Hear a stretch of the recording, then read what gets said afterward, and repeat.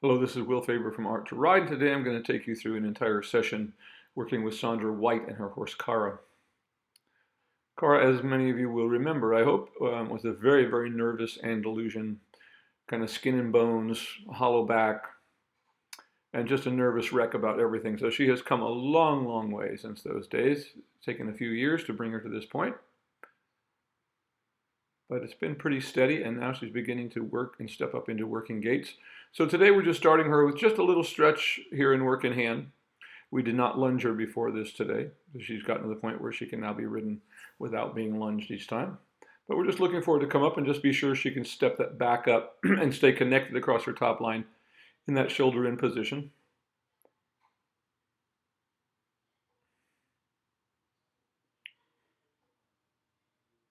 And she starts to step a little deeper.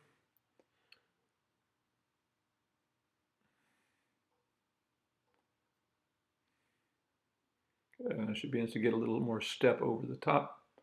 That is across and under, that is.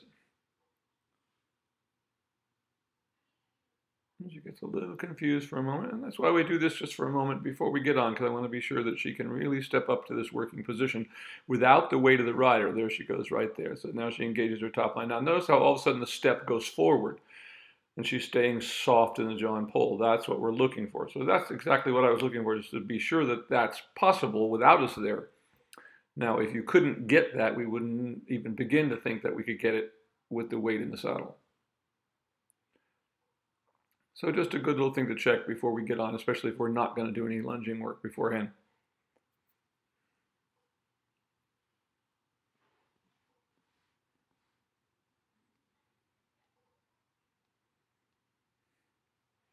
And how nicely she goes into that stretch now and begins to step forward. And that was the big thing to notice there back in that moment ago there when she really connected across her top line, how all of a sudden the step got larger.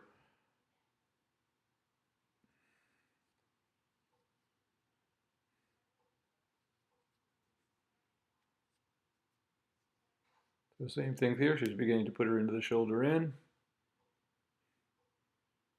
Good.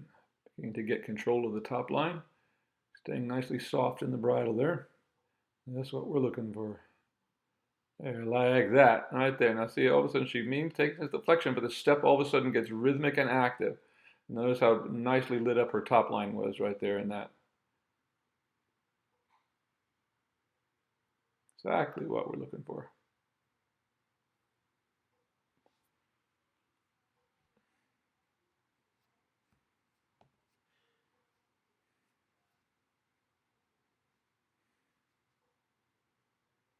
Very good.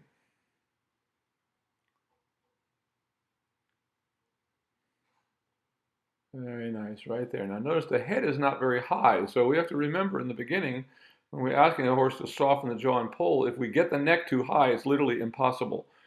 So the horse, generally most horses built like this one.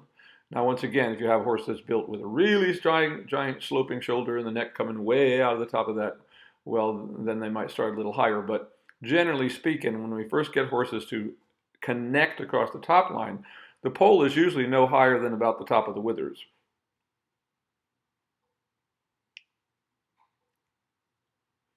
So that was absolutely wonderful. And notice there was no freaking out about that. If any of you have been watching some of these sessions since the beginning, you know that this horse, we would get, one circle and the horse would freak out about something off in the bushes.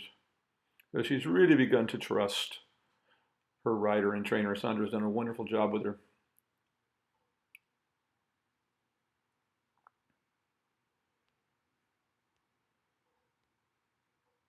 It's always nice to see how nice and quietly a horse begins to stand for someone to get on them. A good sign of trust also.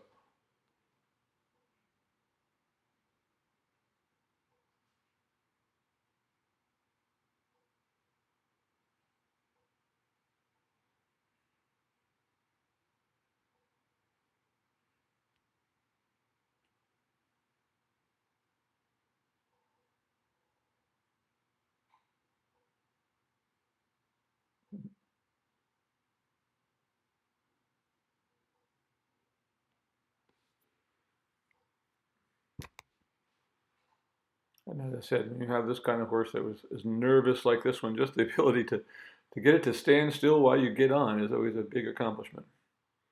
So here in the beginning, no matter what level a horse is at, we're always just looking for them to just stretch out and just find their top line, begin to swing over the top line in a stretch before we begin anything else. I always like to think that I'm beginning a ride like I'm going out for a trail ride. I just want the horse to stretch out in front of it. Pay attention to where its feet are going. But for this horse to have come this far where we can just get on, no lunging, a little bit of work in hand, and just immediately put her into a stretch, nice and relaxed.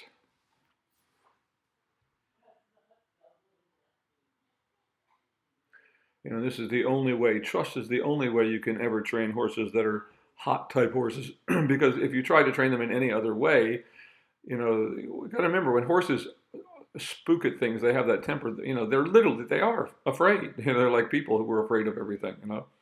They think everything's coming to get them. So, you know, once again, they're animals of prey. So horses that are more of the blood are closer to that sort of primitive kind of thing. It's like when I grew up with thoroughbreds, they always wanted them to be, you know, fairly wild. You know, they didn't want to make them into pets, you know, if you will, because they wanted them to have to be able to tap into that natural instinct to want to go and to run. But how nicely we see her just walking now, stretching out. She's beginning to bring her up, beginning to develop a contact across the top line. Now you notice that we still have this horse in a double bridle. Remember, she was very, very overreactive. It was the kind of horse that could overreact in a second and be upside down and away in a second. So with this kind of horses, I always start them, if you know what you're doing, the double bridle, we used to think of the double bridle as the master's bridle, because with these kinds of horses, you can help you to prepare them. When horses have learned to take off and that sort of thing and run through the bridle, you know, we have to be able to communicate with them in some way. So the double bridle gives us enough control that we can, but without ever using it to force the horse into any kind of frame. It's simply like an emergency brake that's there should you need it. Now with her, I'm sure we will be able to get rid of that very soon, as she's not showing everything now, as you'll see as we go through today's workout. It's very, very nice, and she stays very relaxed throughout it all, even the canter work, which is now coming really beautifully. So once again, we're just letting her just find that stretch. And it's, you know, until now, we have always been working this horse on circles. As I always say, you want to always stay on circles until the horse has a consistent working trot, because it makes it much harder to go in a straight line. But for the first time here that we can begin to go in straight lines. And in this particular case, we're doing a leg yield from the long side. So instead of starting as we often do from the center line, we change it up and do it the other way around and leg yields from the long side across the diagonal like that. And she does that really nicely. No speeding up, no getting nervous about any of it. Really nice in that big, deep stretch now. And keep watching her as we go through this line, and just watch how consistent her leg movement has become in rhythm. And remember, when we're talking about rhythm, we're talking about the rhythm between the front and back end. It's a point that so many people miss. You see all these horses going at the Olympic Games now, throwing their front legs out in front of them. None of those horses are connected across their back, because they disconnect every time they do that. Actually, they're not connected to begin with, since the backs are usually dropped. And they're forcing them against the hand in order to produce those kind of ridiculous, almost Tennessee walking horse-like movements. Have nothing to do with dressage, or shouldn't. Once again, if a horse is disconnected across his top line, folks, you're not doing dressage, no matter how fancy and fabulous it may look. If the back end is disconnected from the front end, you're simply not doing it. So here, once again, we're doing another leg yield from the long side. It's again just an alternate method of doing it from the short side, or from the center line, which we start off usually doing it, because that's usually the easiest way. But once again, she's really nice through here and still managing to stay in a nice stretch throughout all this. Notice how nice her neck is starting to look. I don't know if you remember, but this horse's neck used to literally look like a pencil. But how nicely she's keeping that rhythm. Even though she's a little flat here, we're letting her just go out a little bit, but we're not really asking for that connection or beginning to ask for a little more through the top line. That is to push up a little bit more. But that's going to come here in a few moments. And how nicely here she begins to bring her up more into a working position. Notice that the walk did not change. The rhythm stays exactly the same as she comes into that really nice working walk right there. And notice that we didn't have to put her into a shoulder and we didn't have to do anything. All she had to do was let the contact come up, keep the energy going. The horse stepped nicely up into the working walk. And once again, we call gaits working gaits because that's when we actually start riding them. Until horses have working gaits, we really don't ride them very much because you really don't have anything to ride. In most cases, you're going to do more harm than you are good in the process. So here now we're doing a leg yield again, but this time we're asking her to be up in the frame a little more and to maintain over her top line there, staying that up in that upward position. And once again, she was able to do that. Now, had the horse become disconnected, you would have seen the walk either become just out of rhythm or she would start to laterally walk. Really nice here. This is really nice, really good rhythm and step, and exactly where this horse's neck should be at this point. Not very high. So many people think these Andalusian horses need to have their heads way up in the air because they're kind of built that way, many of them. But no, like with all horses, Frisians or whatever, it's these horses that are built with these big sloping shoulders. When you see most of them, you see them without their saddles on, you see that they're mostly sway back because they were trained with that idea that their heads had to be up in the air. But this is really nice coming across here in this walk, very consistent. You can see it has, once again, she might take a little short step or lose it for a moment, but mostly it's pretty consistent. And once again, we're able to do this in a straight line, walking straight forward now. We're not having to use shoulder in all the time to keep her engaged. That is by engaging that inside hind leg. A really nice working walk here.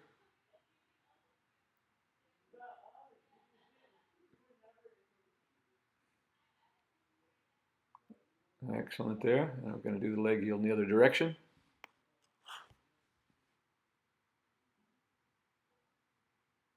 Really nice. How nicely she stayed bent in that. Really nice step over. No big change of rhythm, but really a nice big step over, staying engaged across her top line. That was really nice.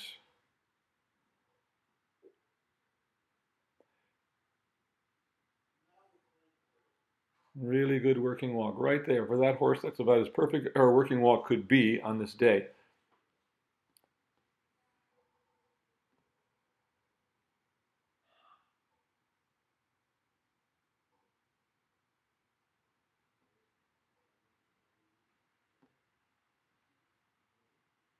In this case, we're just doing a walk straight down the center line.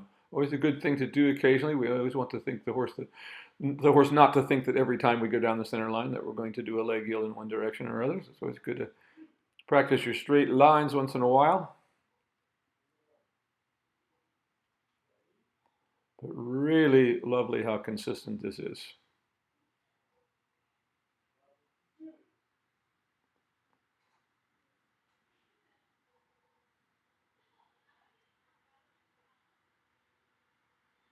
And we're doing the shoulder in again here. Nicely comes into that. That's about the right angle we want to see right there. Now notice her neck is a little bit more bent than we'd like it to be. He straightens it out just a little bit right there. You can see that's a little difficult for her, but she's able to maintain it, able to stay this, keep moving over her back. Even though she's coming up a little bit, it didn't change her footfall. Now that was really nice, and she ended up looking really quite nice and lifted at the end of that. Really good there.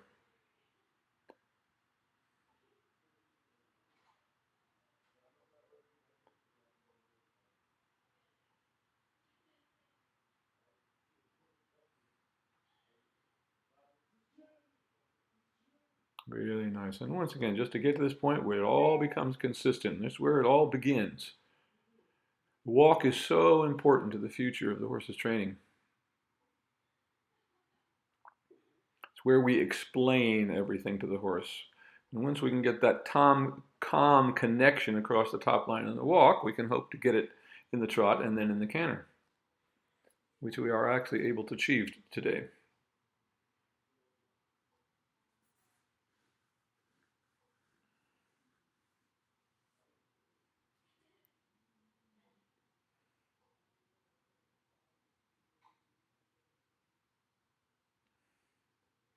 And once again, the shoulder in, how nicely she keeps that. You can see she's even bending there.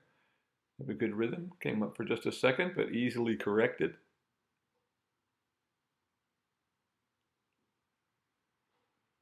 Really, really nicely done here. The walk is still pretty much 4-beat, consistent. It's not shortening. It's not becoming lateral. And that was pretty wonderful. And I'm going to give her a stretch after that. So notice how long it's been. We stretched her in the beginning there, and then we just did all of that work, keeping her up in a working position.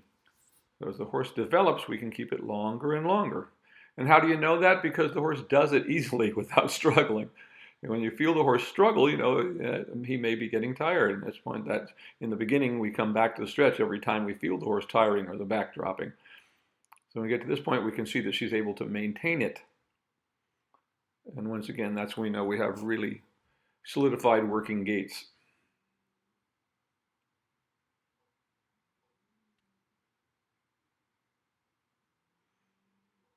So coming back to the working walk again after the stretch.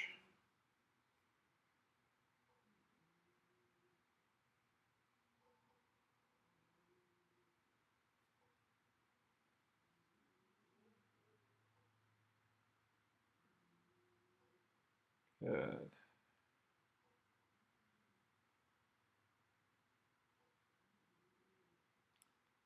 A little bit of a lengthening in the walk there. And we're going to do a halt here. And we're going to ask her to rein back a few steps. 1, 2. Now notice the diagonal pairs. She's moving back in diagonal pairs. That's what we're looking for. Very nice. Now easily that happened without her having to pull back on the reins.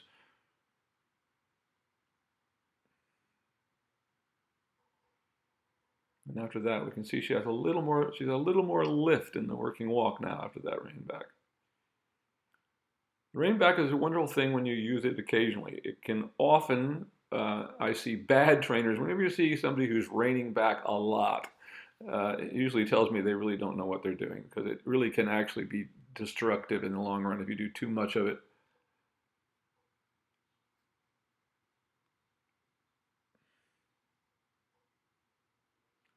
So now we're actually doing a little half pass. So we've just started in this, so we're just asking her to step into the direction of the bend, and notice she's able to achieve that. It's really quite good. So in the beginning, we've only done this once or twice before, but that was really quite good. A good beginning. Many of you have heard me say this before. I generally think that the half pass is easier to start in than the haunches in. The haunches in is quite awkward for quite some time. It's easier for the horse, kind of like the difference between doing, a leg yield and a shoulder in. A half pass is really kind of more like a leg yield. It's much more severe to ask for a haunches in, and it really tends to kill impulsion. So I think it's much better to just start horses in half pass. Haunches in is not something we use very often.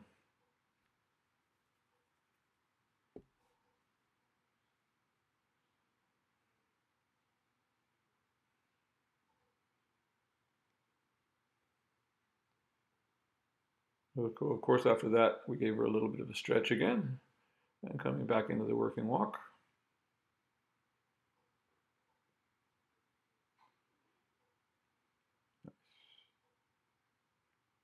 And here we're trying the same thing, a little bit of a half pass. So all we're doing is getting her to step into the direction of the bend, which she's doing really quite well there. In the beginning, that's all we want to see, a little angle, so she steps under the body, but she's keeping the bend to the right. So that's a good beginning of a half pass. And it's never possible until you can get the working walk pretty consistent, which this horse now has, which is why we're being able to do this. It won't be long, she'll have a good half pass.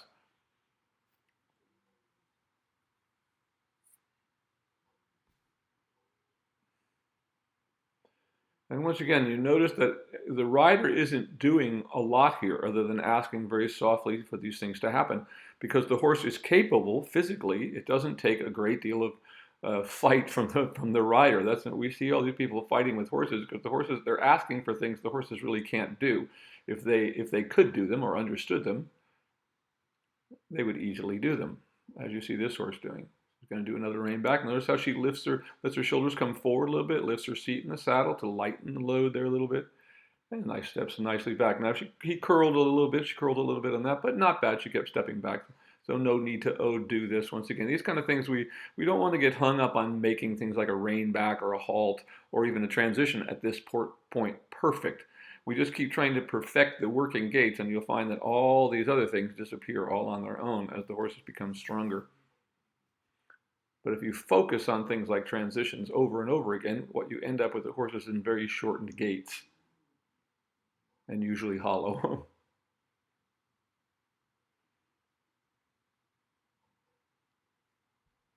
So she's just preparing here to move into trot, trying to get a little more impulsion. And now nicely she moved up into that. She lifted her head a little bit, but not bad. Started from behind, didn't take off running, stayed pretty nicely connected.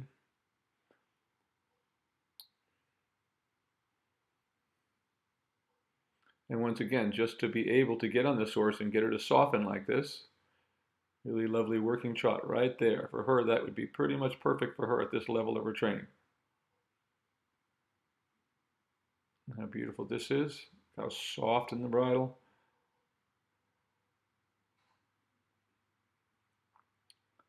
And now, just like the walk work, like never before, we're able to go straight because the horse can now be engaged in a straight line. Until the working gaits get there, we're always engaging that inside hind leg to get the horse to engage across this top line. But once they can engage straight, then we can really start to ride.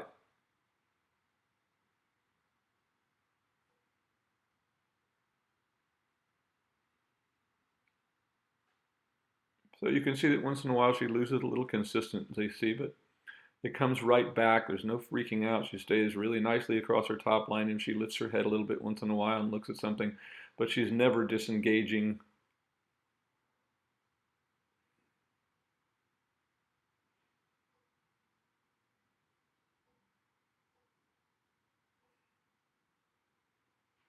Being able to change across the diagonal without having to lose the connection.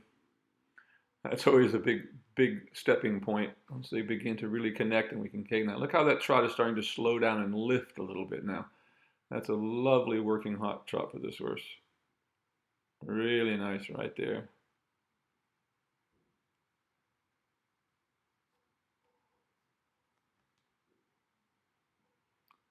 Now once again, remembering those lessons you've seen with her before, we would have been, everything was about stretching her, stretching her, stretching her, till that was consistent. But now that is consistent.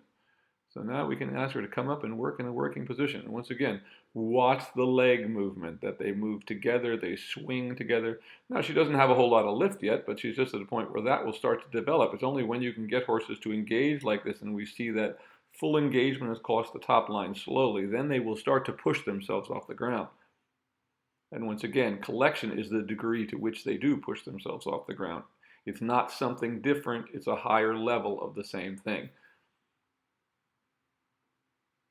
Really nice and straight now, and how nicely she's able to support her weight.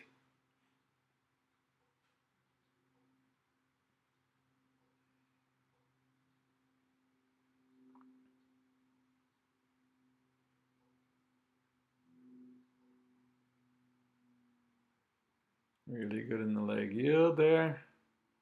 Came up a little bit, but not bad. And once again, came back to that really nice working position right there, connected across her top line. And once again, you see how thick this horse's neck now looks at the base. If you go back from the early days with this horse, she literally had no neck. And once again, you have to wait. If you wait for them to build the muscle, they'll happily do whatever you ask them to do.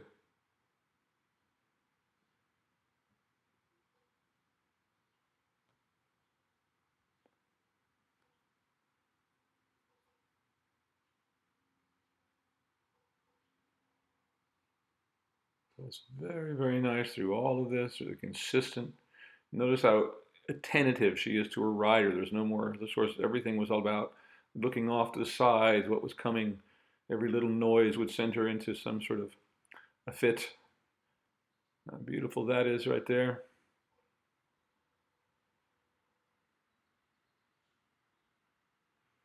And for us to be able to keep going like this, once again, she can support the weight of the rider sitting. And of course, we're pushing the envelope here today. We're doing more than we've ever done with it.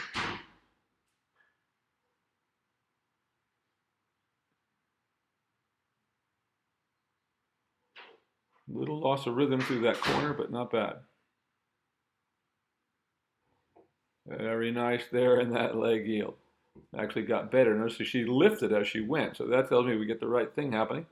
She actually got better throughout that leg yield. Started to lift up her front end a little bit. So once again, if the result of your lateral movement is that the horse is just getting shorter strides, you're not doing it correctly. The idea is to be able to do those things without shortening the strides.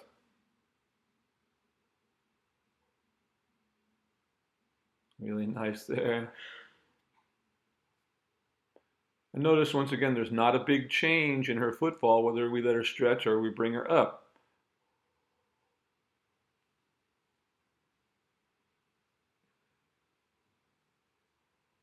And that's beautiful like that. And come back to the stretch.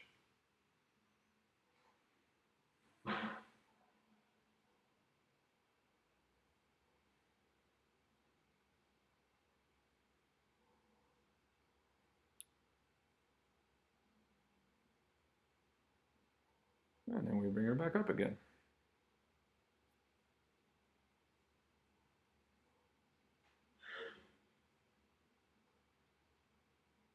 Really nice there. So you really get her back up underneath her there.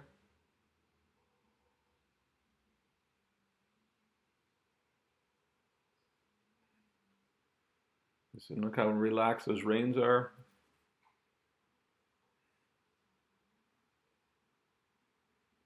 Always reminding everyone that the correct contact is the weight of the rein between you and the horse, with just a positive sense of contact, but it should never be a pull. You should never be holding against the mouth of the horse.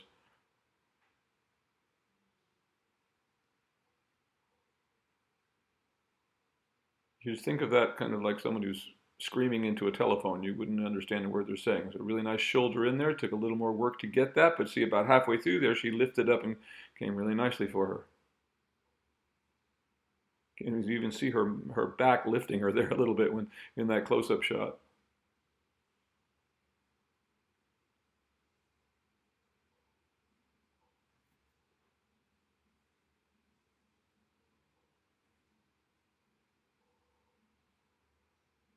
Really nice trot there. Better rhythm through that corner that time. And you see those little turns and things, how hard it is for a horse to make those sharp turns.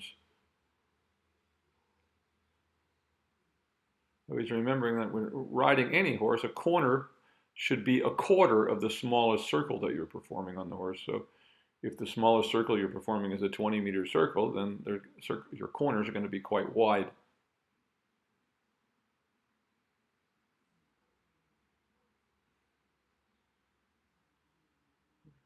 Really looking very good here, staying consistent.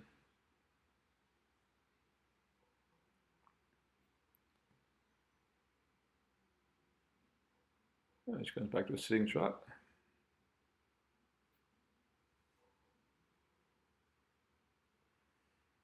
And nicely, Sandra is stretched up there. And we're doing the shoulder in this way now. She gets a good angle there, keeps the rhythm. And she lost a little bit there, so she sends her active once again. So we lost a little rhythm in that one, so we're going to come and do that again.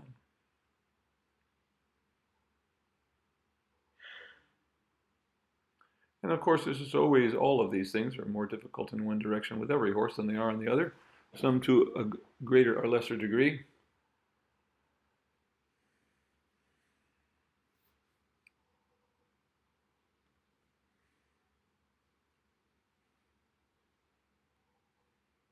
So we repeat that one and see if we can improve it a little bit. And right away from the very beginning there, you can see she connected a little better, lost it a little bit there. But then she begins to get nicely over her back there, stays nice and consistent through there. Could have a little more angle, but that was really nice and just stayed up over her back there. So once again, happy with that. Always looking for little improvements. Get a little better every day. Pretty soon we're a lot better. But after that, how nicely she's softening into that bridle there. And now we're going to give her another little stretch there, I believe, at this point.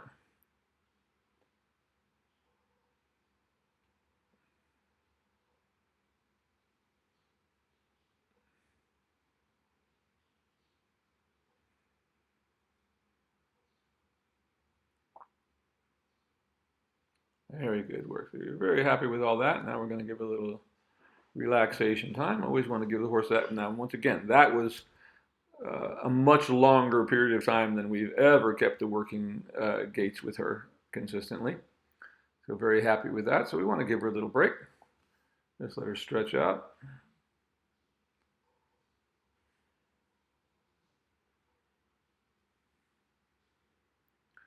One of the great old trainers used to describe that, a training method, no training session should ever go beyond the point of being healthful and fun for the horse. And I think that's the way we have to look at it. And for the rider as well, in my view. I see so many people learning to ride in a really horrible way. I see people online all the time on upside down horses trotting around endlessly, destroying their own backs. That's the thing I remind people. When you sit to horses that are hollow, it makes your back go the wrong way. It actually will destroy your spine and your hips. Only when a horse is lifting you and carrying you can you let your legs relax correctly so that you're not taking all that tension into your hips and knees and ankles. So like in all sports, good technique protects the participant. So same thing true with the horses as the riders.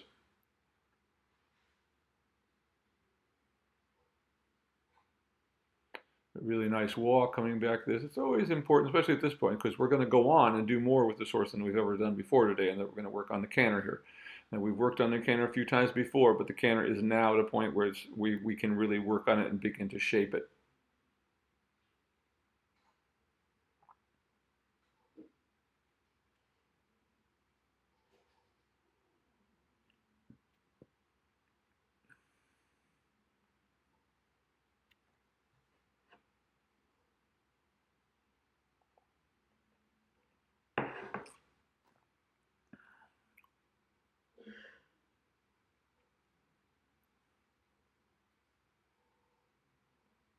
Coming very nicely back into that working walk. We always want to kind of go through the gears, bring them up and down in the same way each time, giving them time to get connected in the walk. At this point, we wouldn't expect her to just suddenly do a trot transition or a canter transition.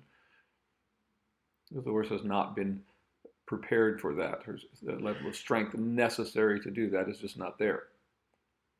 Nor even to do a perfect transition. So, and you'll notice that I never go back when the horse may lift her head a little bit during the transitions. I'm never worried about that at this point. Those things just disappear all by themselves if you just ignore them and keep the rest of the body working correctly.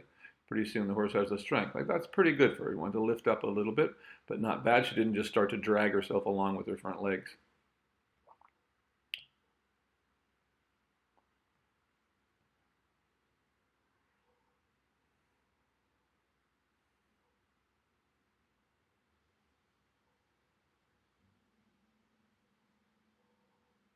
So just coming back and reestablishing that working trot again.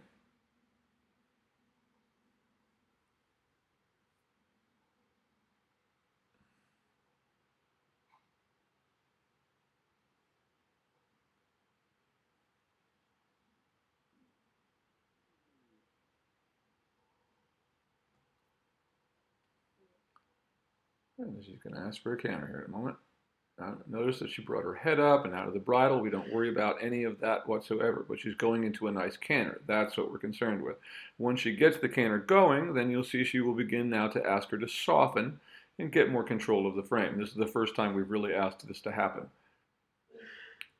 So we've got a good consistent 3-beat. There she goes. She begins to soften to the jaw and pole a little bit. That's all we're looking for her to do. Really, really nice. Really nice. Really nice. For her, that is fantastic. So we just come back to the trot. Notice once again, we didn't worry about the transition. She was a little stiff in the downwards transition. Not anything we're even concerned about. As the canter gets better, all those transitions will get better all by themselves. So many people drive horses crazy worrying about transitions. If you get the horse really correct in its gait, you'll find that you'll have no problems with the transitions. So after that canter, we just come back and give her a good stretch out. Be sure she's staying relaxed about it. Remember a while back when we tried the canter, it would just send her into another planet, so to speak. So once again, really want to reward that. So just come back to a walk again, just letting her relax for a moment. but just could not be happy. The level of relaxation this horse has today is just, if you had seen her a few years ago, I think most people would have thought this horse was untrainable, which is I'm sure why Sandra got her to begin with. That's a good thing. When you know how, you'll get lots of good horses for nothing. There's so many more good horses than there are people who actually know how to train them out there in the world.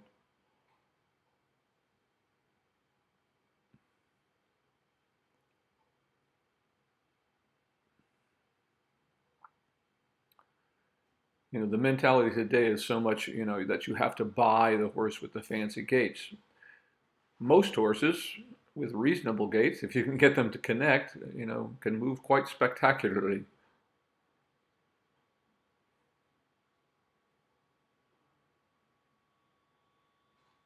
Once they've developed enough strength to do so, of course.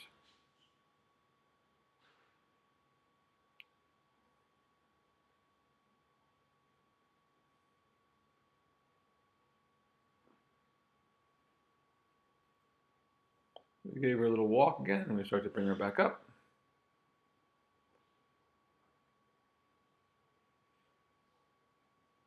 Really nice working walk right there, really soft, and that's about where she should be for this horse at this level of development.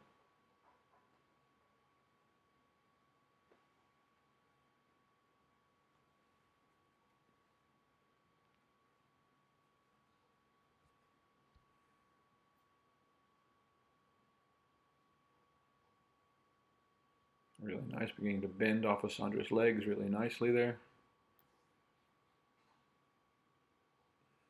And once again, bend is not something you can ever force. When the horse can lift its back, it will bend. It is as simple as that. All of the forcing them into corners and things I see people telling students to do will never solve that problem. It will only shorten the gaits. The problem is if you have a horse that's not, as I said, most horses with average gaits, trained correctly, can become 7s and 8s. Really nice working trot again here. Of course, we're working towards getting the canter in this direction. You can see that she makes a mistake here, so we don't make a big deal of that. We just bring her back to a trot again. No big deal. And let her settle. You can see how she's kind of ready to get on the nerve about this canter bit. So it's a lot for her. We're just beginning to do it. Once again, just establish a decent trot again.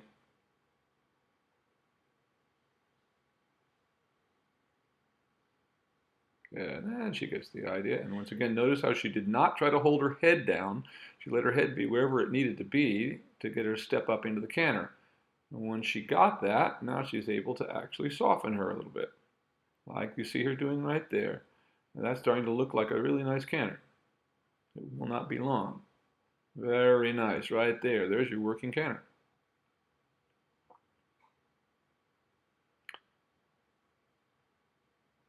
And of course we come back to a trot.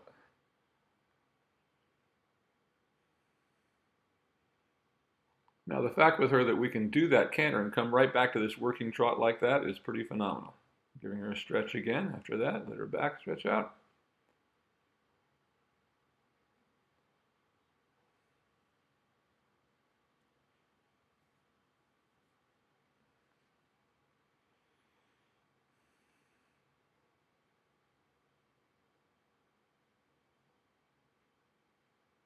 Very nice. Right there, again.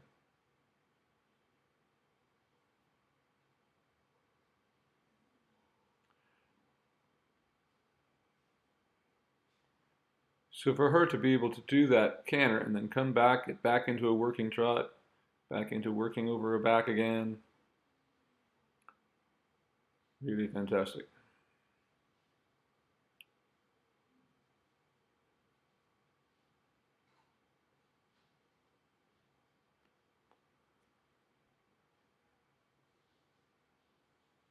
The fact that she's been able to do this and work for this length of time, stay over her back and come back to it each time. You can see she has moments there where she suddenly decides to lift her head at something, but no big deal, comes right back into it again.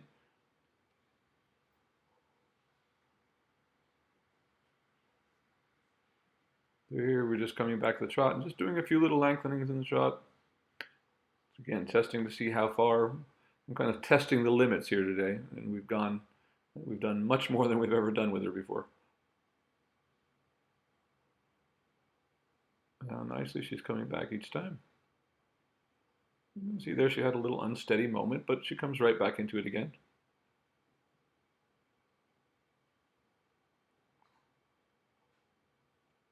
Really nicely connected there. Really excellent working trot.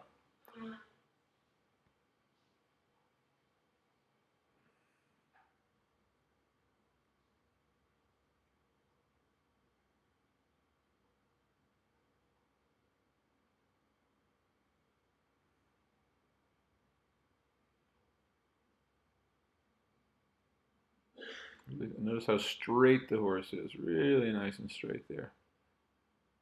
Now we're not done here yet today. We're still going to do some more canter with her. Just kind of testing to see where we can get to today.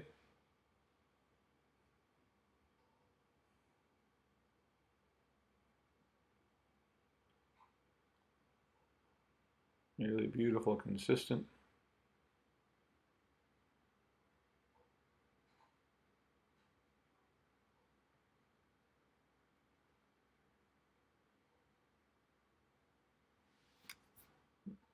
Still, she has a little lost in the rhythm once in a while in the corner. Nice coming through that one. But really very consistent.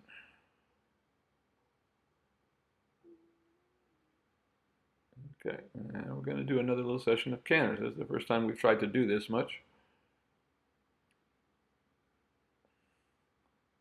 Really nice working trot right there. And once again, we don't worry that she lifts her head a little bit. We don't try to stop that from happening. Nicely she comes into the canter there. And how quickly she softens this time. Very nice. Very nice right there. Excellent work. By far the best canter we've seen on her. You can see that she still struggles a little bit, but she's really trying to keep it all together. That was absolutely beautiful. And once again, all we can expect. I don't expect perfection. It's a huge improvement. And once again, to be able to do that canter and then come back and just stretch out like you see her right there, and nicely connected across that top line.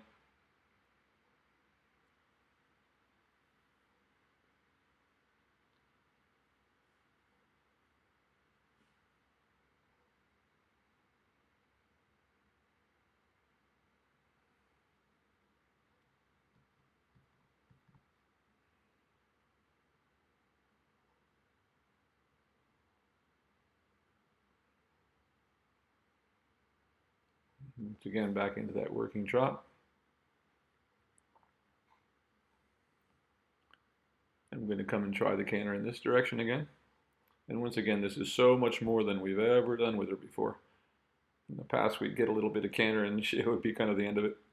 Really nice connection across that top line right there. Excellent working trot.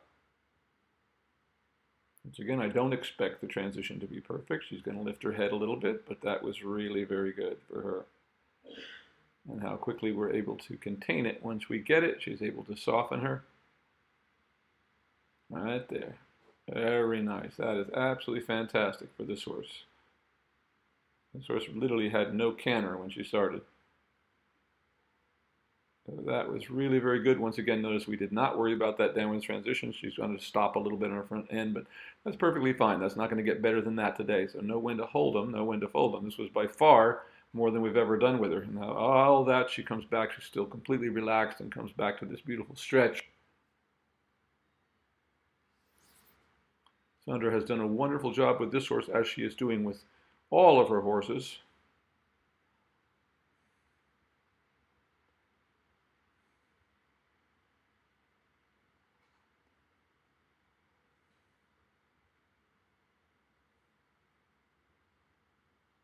Even after all of that, we're able to bring her back into that working position again. And once again, we didn't do any lunging, anything like that to get started here. All she did was do a little bit of a work in hand.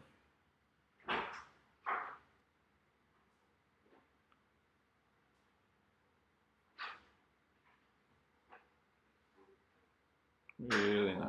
Keep that. Nice. All this comes together, and we're just going to do a trot down the center line now and leave it at that. But that was absolutely fantastic. Could not be happier once again with how this horse is developing. It's just what it should look like at this stage, folks. And once again, because these are now working gaits, we can now work the horse. Nice and straight. She gets a little crooked towards the end of this, but once again, we don't worry about that or try to correct it at this point. But she does a nice halt there. Really, really nice. Could not be happier with what I'm seeing this horse do. Sandra's done a wonderful job. She should be congratulated. Great job, and I hope this helps you all with your horses. See you next time at Art to Ride.